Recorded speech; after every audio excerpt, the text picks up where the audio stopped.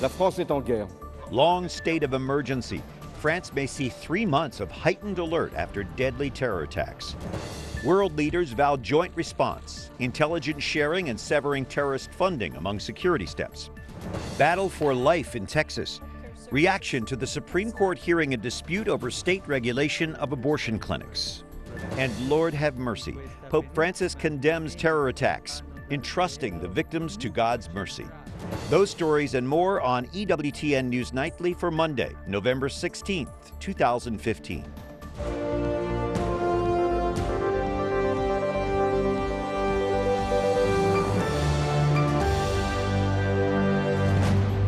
Good evening from Washington. Thank you for joining us this evening. I'm Brian Patrick with your news now. New threats tonight from ISIS. In a new video, the terror group vows to attack Washington, D.C. This after killing 129 people in Paris on Friday. The sound of Paris has been reduced to a murmur of mourning in the wake of Friday's terror attacks. Alexandra Demian was supposed to meet her friends at one of the targeted locations. Maybe I catch you later, guys. And I never catch them, they died. Coordinated attacks took place in several locations throughout Paris, including a theater and the Stade de France. In an online statement, ISIS claims 8 militants wearing explosive belts and armed with machine guns attacked precisely selected targets. The results of 24 hours of investigations, and we can see that very likely there were 3 teams of terrorists who caused this barbarous attack. Forensic experts continue investigating the scene at the Bataclan Theater, where the deadliest of the attacks took place. One of the terrorists involved in the attack here, identified as 30-year-old French national, previously flagged as being radicalized. And given the atrocity of what was done, we are more than ever determined to combat terrorism. Meanwhile, for the second time in less than a year, Parisians are coping with an attack on their city. Just took the subway this morning, all crying, and I just fell down on the street. They didn't touch, they touched my heart. It's like we're just missing something, we're losing something. Well, a California college student was at a Paris restaurant with fellow students when she was killed by the terrorists. 23-year-old Noemi Gonzalez was a senior. She was studying design at California State University, Long Beach, and was taking part in an exchange program in France. Her family held out hope that she was still alive until they were notified by the FBI. She was so happy every day because she loves to go to school. She loves school, and she was hoping like to have a different life, not only like most of our people, like go to work and come back home every day. She wanted to have a career and a family. Hundreds of people packed a California ballroom Sunday to remember Noemi and the other victims. Airstrikes, arrests, and a declaration of war as the French president vows to eradicate terrorism. Meanwhile, President Obama defends his restrained strategy against ISIS. Wyatt Goolsby is at the White House with more tonight. Wyatt? Brian, the president is calling the Paris attacks a terrible and sickening setback in the fight against ISIS, but he says it would be a mistake to send U.S. troops into a ground war. France, however, says it's time to hit back. La France est en guerre. France is at war. Passionate and precise, French President François Hollande promises to extinguish terrorism in France and abroad. He proposes extending France's state of emergency for 3 months and to make it easier to detain and deport suspected terrorists. He vows the soul of his nation will survive this bloodshed. I want France to remain itself. Barbarians attacking it want to defigure it. They will not succeed. The Friday attacks that killed 129 people in Paris have sparked a series of raids, arrests, and detentions in France and Belgium. In the U.S., the CIA and FBI are on heightened alert as ISIS has released a video threatening more attacks. In Raqqa, Syria, the French continue a bombing campaign against ISIS. In Turkey for the G20 summit, President Obama defends his actions in response to bruising questions, accusing the U.S. of failing to act aggressively against the terror organization. So when I said that we are containing their spread in Iraq and Syria, in fact, they control less territory than they did last year. And the more we shrink that territory, the less they can pretend that they are somehow a functioning state, and the more it becomes apparent that they are simply a network of killers who are brutalizing local populations. One of those brutal killers is now the subject of an intense international manhunt. 26-year-old Salah Abdeslam is believed to be connected to the Paris attacks, a reminder that danger persists even in the midst of mourning. Republican lawmakers say they will try to block President Obama's plans to increase the flow of Syrian refugees into the U.S. Some say that the nation's refugee program should be suspended entirely following the deadly terror attacks. Some are worried that terrorists may be disguising themselves as refugees. Brian? Wyatt Goolsby at the White House, thank you. Fred Fleitz is with the Center for Security Policy, previously served 25 years in the U.S. national security positions. And Herbert Tinsley is with the National Consortium for the Study of Terrorism and Responses to Terrorism from the University of Maryland. Fred, sadly, this is just the latest in a string of terror attacks, yet you see this as a game changer. Why? Well, I think French President Hollande described this well when he said this was an act of war by a terrorist army. And when he said that, he basically was defining what ISIS did as a threat to the security of the French state. He has to act decisively, and his political enemies are already after him for not defending France. And Herbert, you've been studying this for some time, and you see this as a cycle that really began more than a dozen years ago. Absolutely. These kinetic small cadre attacks in urban areas against soft targets in traditionally military-controlled environments goes all the way back to the aftermath of the Kargil War in Pakistan. At that point, this particular tactical package became something of utility for a number of jihadist networks in South Asia, and they have spread, of course, now, as we can see, to France. And there is some reason to suppose that the Oslo attacks, in fact, back in 2011, was something of a dress rehearsal, not by jihadists, but definitely a proof of concept as given by Anders Behring Breivik, an ultra-right conservative extremist. In that point, it shows, no doubt, that this is a tactical package that, of course, terrorists from all walks of life are interested in. So France, in the President Hollande, is saying, you know, we're serious about this, we're going after these guys. Where does that go from here, and where does the U.S. come into this? Well, the French are taking decisive actions with airstrikes, with about 160 raids across France. They're thinking of stripping citizenship from dual citizens, throwing terrorists out of the country. Concerning U.S. policy, I'm very worried. It looks like the president is going to continue to try to fight ISIS from the air, and with a diplomatic process that's going nowhere, I'm concerned that we don't have a strategy. And Herbert, there seems to be really an increased pressure on ISIS, but where does that go from here? Does that just mean more of these deadly attacks, or is there a breaking point where they're going to crumble? Well, I think there will come a breaking point, no doubt, but that does not necessarily say there will be fewer attacks. Of course, the more pressure you place on an organization like this that has already lost a great deal of momentum, the more desire they may have to regain momentum by shifting their targeting. And targeting the West has, since Al-Qaeda has proven this widely, has always been a way of recharging, if you will, the jihadist campaign. We're here in Washington, D.C. We just saw that the latest threat is us. Does that bother you guys, or is that just a terror tactic? It bothers me, and I disagree that ISIS has lost momentum. I think ISIS is still fairly strong. It is a global movement. The president's comment last week that ISIS has been contained is frankly absurd.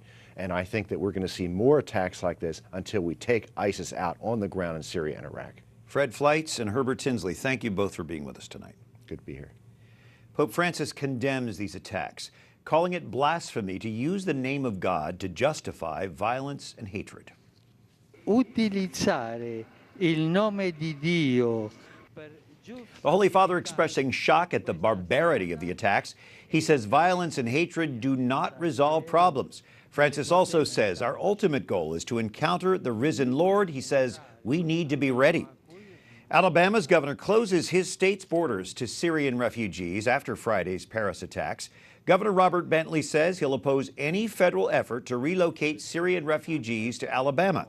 In a statement, Governor Bentley says he would not stand complicit to a policy that he says puts Alabama residents in harm's way. No Syrian refugees have been relocated to Alabama at this time, President Obama still plans to allow 10,000 Syrian refugees into the U.S. next year. Other states refusing to accept those Syrian refugees are Illinois, Indiana, Louisiana, Arkansas, Michigan, and Texas. Other stories our EWTN News Nightly team is covering in today's world.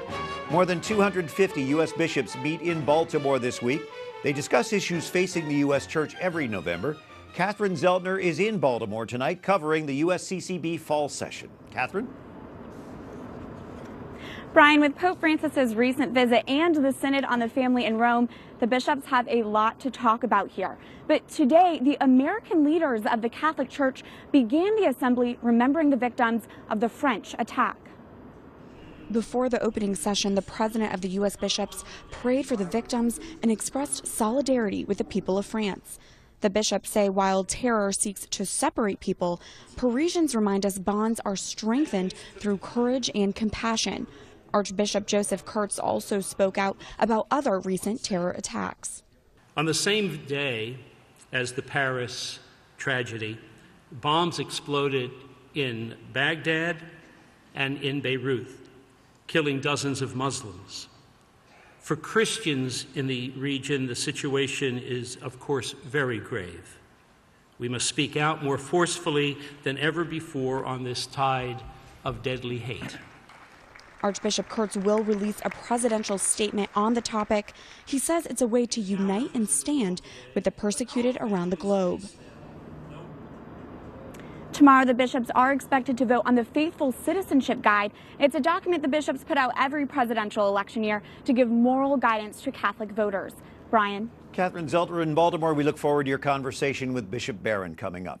The Supreme Court rejects a pro-life group's bid to force disclosure of confidential Planned Parenthood records in New Hampshire. The justices let stand a ruling allowing the U.S. Health and Human Services Department to withhold some documents in a Freedom of Information Act lawsuit filed by New Hampshire Right to Life. Pro-lifers object to a $1 million 2011 contract that HHS awarded to Planned Parenthood in New Hampshire. For the first time in 8 years, the Supreme Court will hear an abortion case. It involves a Texas law regulating abortion clinics. Jason Calvi is here with more on that law. Brian, in 1992, the Supreme Court said states can regulate abortions, but laws cannot place an undue burden on women. The question here, does the Texas law do that? Some abortion clinics and doctors say yes and are challenging the law. The Texas law says abortion clinics need to comply with the standards of a surgical center. And abortion doctors must have admitting privileges at a nearby hospital. Pro-lifers say it protects women. Abortion providers really don't want to do what is necessary in order to provide a good standard of care for women. So they're choosing to shut down their clinics as opposed to upgrading and maintaining good health standards. Texas had 41 abortion clinics before the law. More than half are now closed. Their bottom line that they want to protect is their bottom line. It's their financial gain. And so abortion providers are very adamant against improving the health and safety standards within these clinics. But abortion supporters say the measures go beyond what's needed to ensure patient safety.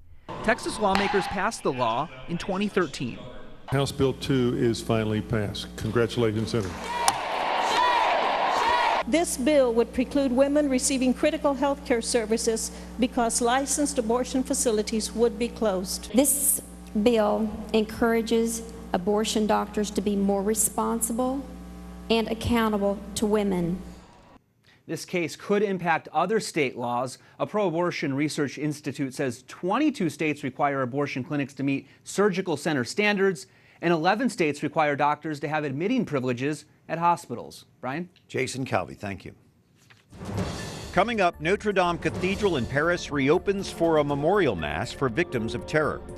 And L.A. Auxiliary Bishop Robert Barron visits with our Catherine Szeltner in Baltimore.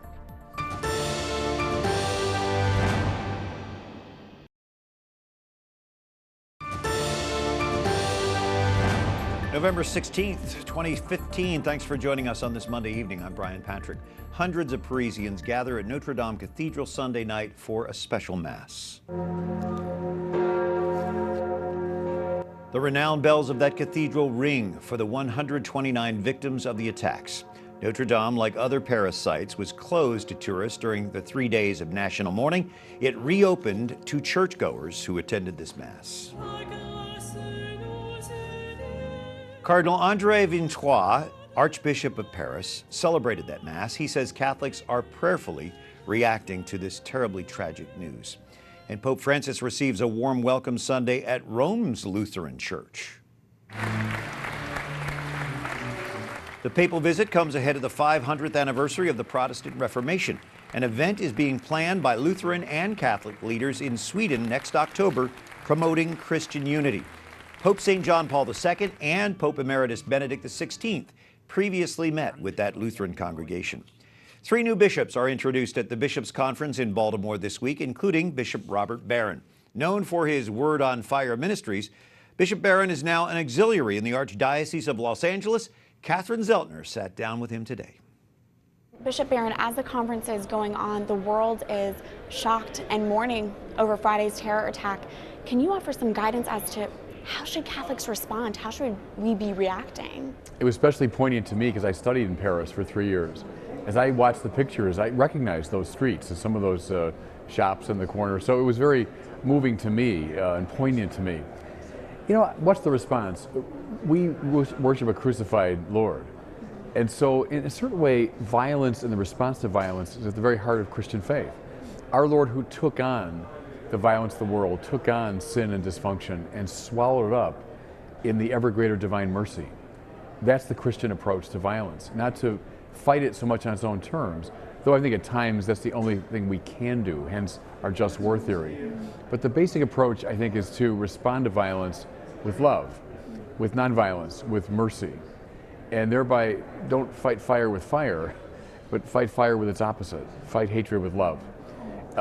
So that means prayer, that means a witness, that means the nonviolent stance, both in your personal life and publicly. Those are all ways that we respond. And as faithful, we always try and see tragedy within God's greater plan, but for those who don't have faith, how do we even engage in conversation about tragedy and about suffering? Well, I mean, in some ways I think it's okay for us to witness out of our faith, and we don't hide that, we're not ashamed of it. We think it has an attractive power. So precisely by drawing people into that vision of things, we can evangelize them, you know. So I think by our own reaction to violence in a Christian way, we evangelize. Having said that, I think we can point to how dysfunctional it is to respond to violence in a sort of hyper hate-filled or violent way. We can point out the fact that it tends not to work, you know. That might be a way to reach out to those who don't have the faith, but I think the basic stance is to witness to the faith and to make it attractive to people. And speaking about evangelizing, this time of year families are spending a lot more time together. During the holidays, how can Catholics bring back our family members who have fallen away from the church without it getting too tense around the dinner table? Yeah, it's a great question, and in some ways it's the #1 concern of Catholics. As you talk to parents, to grandparents, the #1 preoccupation is, how do we get our kids back? Also, the rather disturbing statistics, you know, for every 1 person that joins the Catholic faith, 6.5 are leaving. And that means that around those Thanksgiving tables, there will be a lot of people who have abandoned the faith. I'll say 2 just simple things. One is, I think, obviously proselytizing and finger wagging and blaming is probably not a constructive strategy. I think that quiet witness is very powerful. And I would say, so not proselytizing, but having made the quiet witness, I think it's okay in a non-threatening way to ask a question about your relationship to the faith, you know? Not again threatening or blaming, but asking, let's say, a child or a grandchild about their relationship with the church. And maybe a gentle encouragement to come back. That's okay. But the main thing is to witness. Let them see the power the faith has in your own life. Well, Bishop, thank you for your witness. It's so good to speak with you. God bless you. Thanks. Up next, national security issues dominate the weekend Democratic presidential debate. And a giant Noah's Ark is being built on dry land in the hills of northern Kentucky.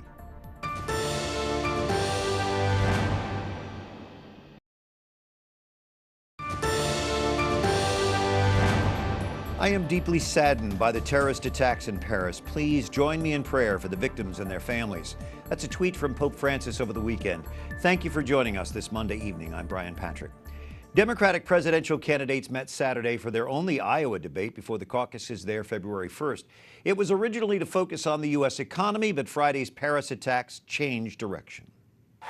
The second Democratic debate opened with a focus on the terror attacks in Paris. A moment of silence for the victims, followed by opening statements and early questions. This election is not only about electing a president, it's also about choosing our next commander-in-chief. Together leading the world, this country will rid our planet of this barbarous organization called ISIS.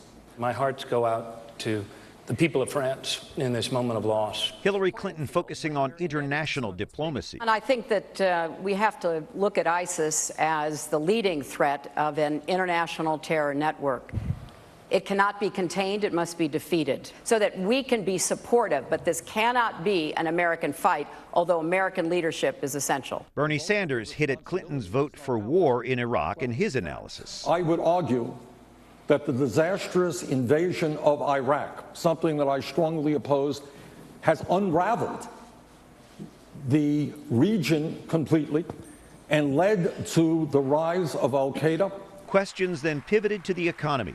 Sanders got huge applause with his criticism of health care in the U.S. I believe we got to go further. I want to end the international embarrassment of the United States of America being the only major country on earth that doesn't guarantee health care to all people as a right, not a privilege.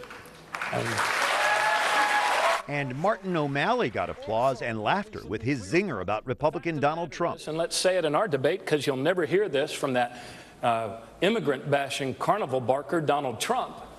The truth of the matter is... Alex Pappas is political reporter for the Daily Caller. Republicans and Democrats are pretty much pounding Hillary at this point. Does Saturday's debate help her or hurt her in the long run? Oh, I think it hurts her, actually. There are a couple things she said that I think are, she essentially wrote attack lines for her opponents. I mean, you have her inability to say radical Islam.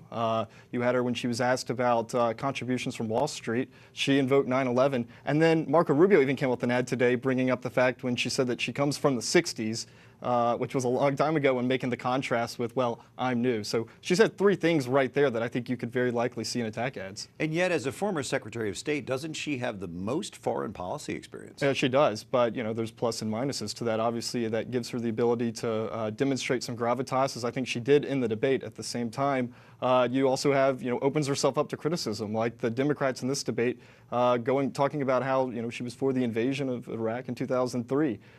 They questioned, her wanting to oust Gaddafi in Libya. And then, of course, you've got the Republicans that are going to bring up Benghazi.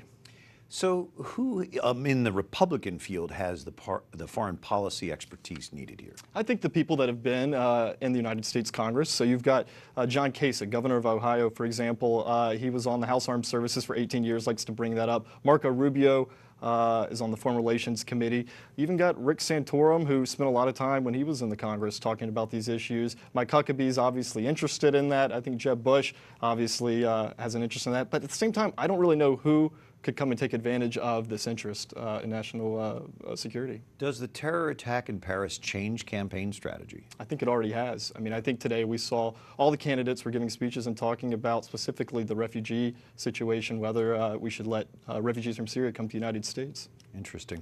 Alex Pappas with the Daily Caller. Thanks for being with us, Alex. And construction of Noah's Ark in northern Kentucky is sailing along. The builders plan to open it next year. The 510-foot-long mammoth wooden ark is the $90 million first phase of a planned religious theme park on Interstate 75. The Christian ministry leading the project says the attraction will open to visitors July of 2016. The state had awarded an $18 million tax incentive to the project, but withdrew it over concerns of religious indoctrination. The ark's builders are suing in federal court to try to get that incentive back. We believe that what we're doing here in this particular life-size reconstruction will be the most authentic and the most realistic reconstruction of Noah's Ark in the world. The same Christian group built the nearby Creation Museum with $27 million in private donations. It opened in 2007. Until tomorrow, we encourage you to like us on Facebook, follow us on Twitter, watch again on EWTN's YouTube page. For the EWTN News Nightly team, I'm Brian Patrick. Good night. May God bless you.